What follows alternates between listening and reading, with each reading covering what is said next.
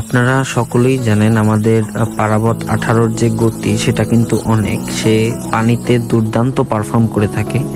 কিন্তু পানিতে দুর্দান্ত পারফর্ম করার পাশাপাশি সে যে পরিমাণ চার্জ খায়, সেটা দিয়ে আমরা ছোট ছোট জাহাজ অনায়াসে 3 থেকে 4 ঘন্টা চালাতে পারবো, বাট সেটা পারাবত 1 ঘন্টার মধ্যে খেয়ে ফেলে।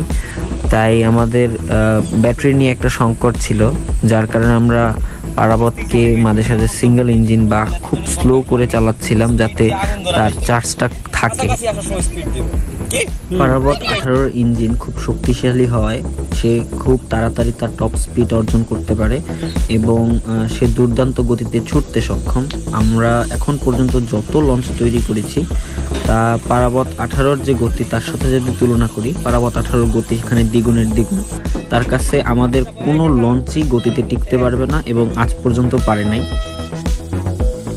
পারাবত 18-র চলনভঙ্গি দেখে আশেপাশের মানুষজন থ হয়ে তাকিয়েছিল এবং যার যার ক্যামেরা বের করে তারা তাদের মতো ভিডিও শুট করতেছিলেন। আমি বিষয়গুলো খুব এনজয় করতেছিলাম।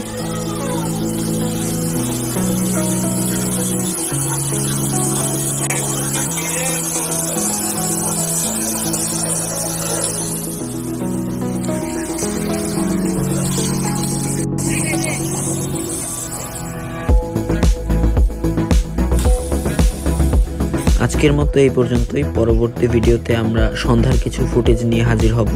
ততক্ষণ